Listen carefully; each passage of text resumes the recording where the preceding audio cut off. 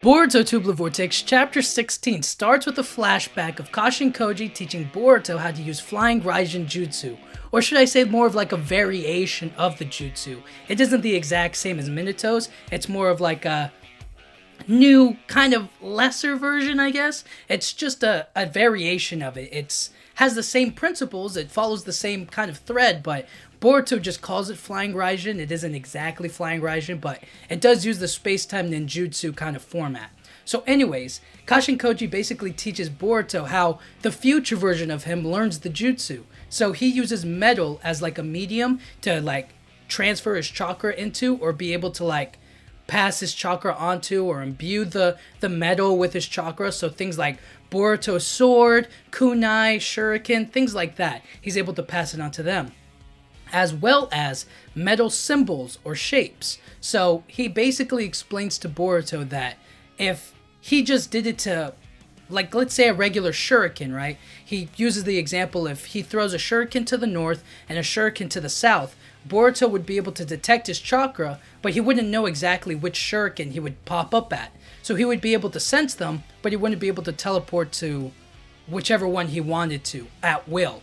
But if they're in a shape, like a triangle, a square, a circle, things like that, he'll be able to know that, have a concrete idea in his mind of that shape, and be able to teleport to it, and thus he's able to teleport to multiple things at once. And that's how we see that he's able to teleport to the square, or to the triangle, or to this one, right?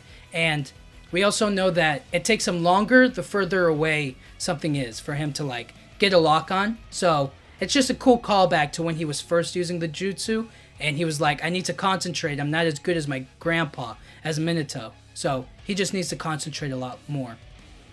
And so Boruto asks Kashin Koji, well, why don't you just tell everybody about the bad future and have them all in on it? Like, they could help out.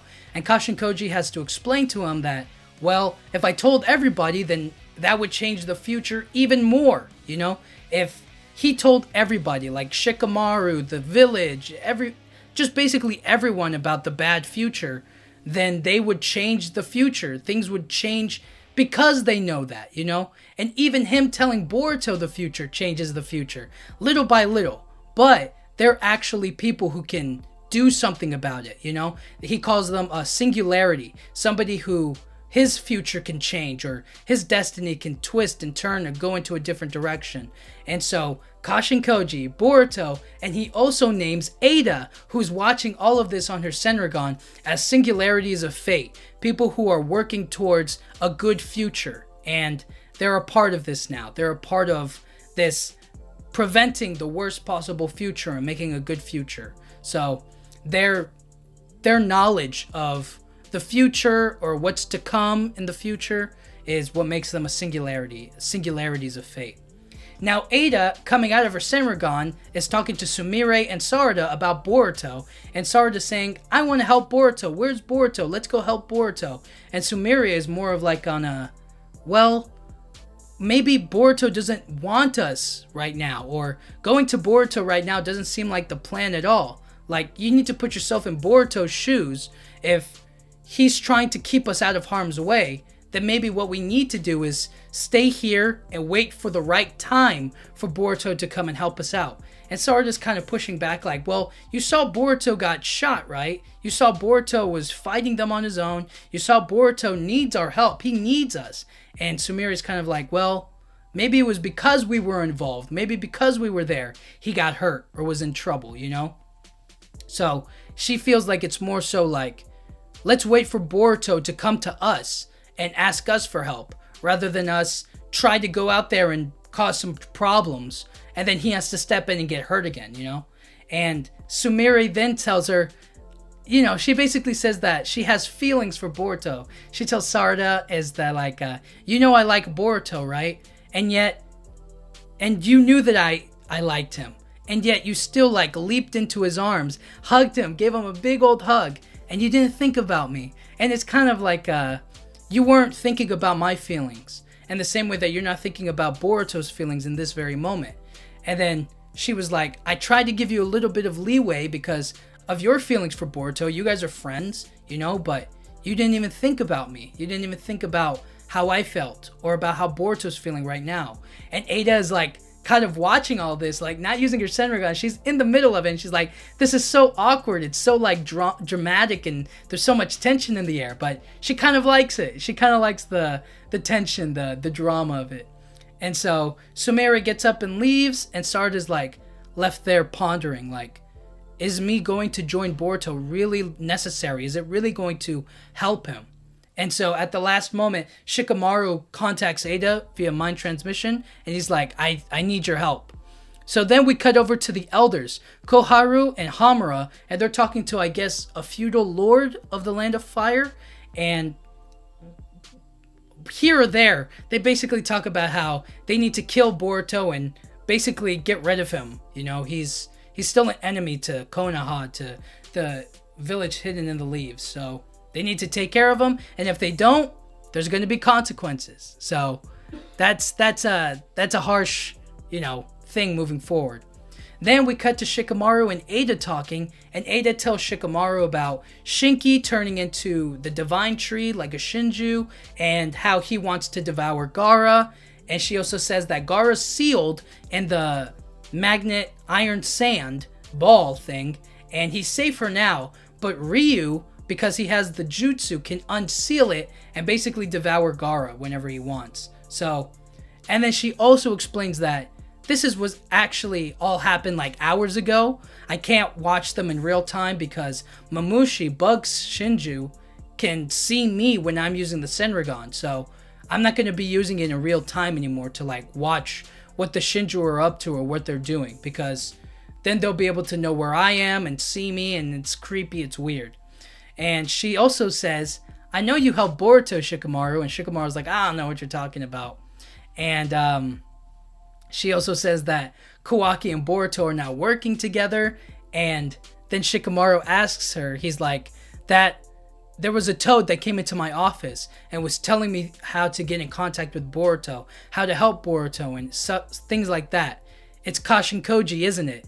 And then out of nowhere, a toad pops out of Ada and is like, righto! I don't know. He says something like, very perceptive, Shikamaru. And then the toad, or Kashin Koji, through the toad, tells Shikamaru about what to do mission-wise. He kind of tells him, send Sarada, Mitsuki, Konohamaru, and 2 Sand Village Shinobi to go after the Shinju. And he also tells him, don't let Himawari out of the village, otherwise Juro will sense her and go after her, and she'll most likely die. And Juro is not going to just come into the village and like destroy it to get Himawari, okay? He actually kind of likes the Hidden Leaf Village. He enjoys the culture. He sees the cultural value of the Hidden Leaf Village and doesn't want it destroyed. So it's more so to feed to his knowledge, I guess, his intelligence to learn more. So he doesn't want to destroy it. And he tells him like, just treat him like a regular customer. If he goes to like the bookstore or to like a restaurant or whatever, don't let anybody like attack him or don't provoke him. If you do, he'll get mad and he'll destroy the village. So that's a no. And so he's telling him that in order to defeat the other Shinju, we're going to hit them with the minimum force required. So no Himawari, no Boruto. That's why he's sending Sarada, Mitsuki, Konohamaru to face them. And then if they fight them and they happen to come across Juro, their first thing is to retreat. They have to get away from him. So now the toad finally thanks Shikamaru for helping Boruto and says that you defied the omnipotence. You went against logical or sound reason and followed your heart. And if you keep doing that, we'll head towards a good future. So keep doing that. And Sumire, we cut back to her and she's like, why did I say that to Sarada? About Boruto? About everything? Like, why did I have to bring that up? So she's kind of having like, I don't want to say regrets, but she's kind of just like, man, why did I say all that for? And then finally, we cut over to the start of the mission with Sarada, Mitsuki, Konohamaru. They all arrive in like the Sand Village or like near it, and they meet up with the other 2 Sand Village Shinobi. And Sarada's kind of reflecting on what Sumire said about her feelings, about Boruto's feelings. Put yourself in Boruto's shoes, and are we really helping him out, or are we making things worse?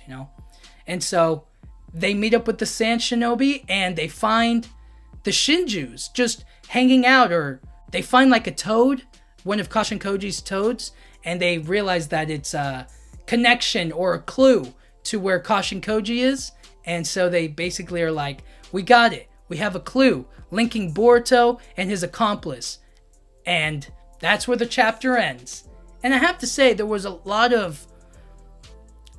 definitely a lot of explanation on people's characters. I think there was a lot of character growth and character moments. Sumire and Sarada choosing about whether helping Boruto is the right thing or waiting for Boruto to ask them for help is the right thing. We got to see Shikamaru get information from Kashin Koji about what to do for the mission, to go help Ryu or to go help Gaara and them. We also saw how Boruto's space-time ninjutsu works, how his flying Raijin works, how he's able to teleport with the use of metals and shuriken and kunai and the shapes and stuff. I thought that was really cool. We also got to see some sort of acknowledgement or understanding of like Shikamaru is doing the right thing, and as long as he keeps on following that path, things are going to turn out okay. And then this is the start of the next phase of the Boruto 2 Blue Vortex, of them facing these Shinju as a team with Konohamaru, Mitsuki, Sarada. All of them are now in it. They're now in a mission to fight them or to confront them or whatever. So we've completely finished that whole day. It feels like it was just one day of Boruto showing up in the village and meeting everybody. So yeah, I think that there was good, at the end of this chapter, there was good story progression. We saw what they're doing, how they're going to do it, and moving forward, what that basically means. So Sarada, Konohamaru, and Mitsuki, and the other Sand Village Shinobi are going to face the Shinju. We saw that Himawari can't leave the village. We know that they can't provoke Jura if he shows up in the village. So there's kind of reasons not to do it. I think, there was no action in this chapter. Literally none. But it was more so, it wasn't an action-heavy chapter. It was more so we've already faced all of the action right now. Now it's just planning and getting ready for the next step. And then, character-wise, we saw great character growth in how Boruto is the singularity of fate, Ada, Kashin Koji, how Shikamaru is helping, listening to Kashin Koji's information, deciding what to do next for the missions and stuff. So I think there was a lot of understandings or learning about how things are going to proceed throughout the rest of the story, how they're going to communicate and work together and whatnot. And then in terms of the whole world of Boruto, we learn how Boruto's flying Raijin works. We see how he's able to teleport here and there. We see the singularities of fate again with Kashin Koji, Boruto, and Ada now being all involved in it. We see how Shikamaru is now leading these missions with Kashin Koji's help, and they're working together. And yeah, I think there was a lot of building up. They're setting things up so that way we know how things are going to be working or proceeding throughout the rest of the story.